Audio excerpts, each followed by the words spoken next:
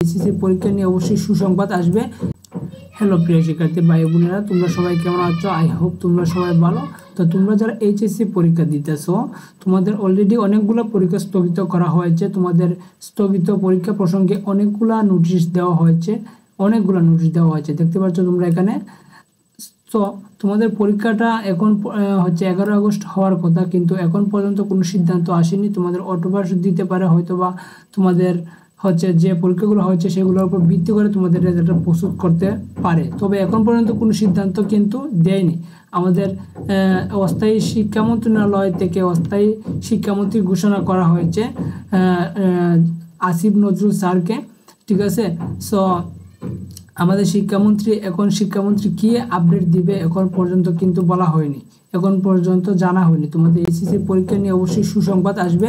এখন তোমাদের এইচএসসি পরীক্ষা নিয়ে যে সিদ্ধান্ত আসতে পারে এইটা একটু আমরা যদি সময় টিভি নিউজ থেকে আমরা একটু যদি দেখি তাহলে বুঝতে পারবো। কোটা সংস্কার আন্দোলনকে ঘিরে অদ্ভুত পরিস্থিতির স্থগিত হওয়া এইচএসসি ও সমমানের পরীক্ষা 11 আগস্ট থেকে নতুন সময়সূচিতে নেওয়ার সিদ্ধান্ত হয়েছিল, তবে তার হচ্ছে না। তোমাদের 11 আগস্টের যে পরীক্ষাটা সেটা আর হচ্ছে না, এটা শিওর থাকতে পারো তোমরা, ঠিক আছে। বিভিন্ন এলাকার থানায় হামলা হওয়ার প্রশ্নপত্র রাখার ট্রাঙ্ক ক্ষতিগ্রস্ত হয়েছে। তোমাদের প্রশ্নপত্র কিন্তু পুড়িয়ে গেছে, ঠিক আছে। সো এক্ষেত্রে তোমাদের প্রশ্নপত্র আবার নতুন করে তৈরি করতে হবে। সো এক্ষেত্রে একটু টাইম লাগতেই পারে, হয়তো বা এটা 1 মাসও লাগতে পারে, ঠিক আছে। এ কারণে 11 আগস্ট থেকে এইচএসসি পরীক্ষা নেওয়া সম্ভব না বলে ঢাকা শিক্ষা বোর্ডের নির্ভরযোগ্য একটি সূত্রে জানা যায়। বুধবার এই বিষয়ে নোটিশ, অর্থাৎ আজকে এই বিষয়ে একটা নোটিশ দেওয়া হবে তোমাদের এইচএসসি পরীক্ষার পূর্ণাঙ্গ সব কিছু নিয়ে, ঠিক আছে।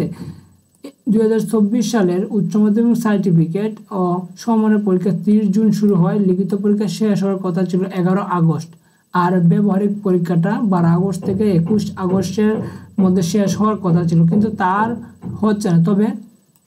তবে জুলাইয়ের মাঝামাঝি থেকে শুরু হওয়া কোটা সংস্কার আন্দোলন আর সংগঠিত অস্থিরতার থমকে যায় পুরো দেশ।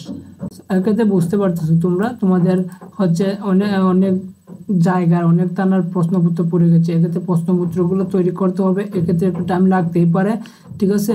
সো অবশ্যই তোমাদের শিক্ষা মন্ত্রণালয় থেকে অবশ্যই আপডেট আসবে। আপডেট এই চ্যানেলে পেয়ে যাবা, একদম সত্যিকারের আপডেট পেয়ে যাবা, ঠিক আছে। তার জন্য চ্যানেলটা সাবস্ক্রাইব করে রাখতে পারো। তোমাদের এইচএসসি পরীক্ষা নিয়ে খুব সুখবর একটি আপডেট দিবে শিক্ষা মন্ত্রণালয় থেকে। সবাই ভালো থাকবা, ভালোভাবে পড়াশোনা করবা, টেক কেয়ার।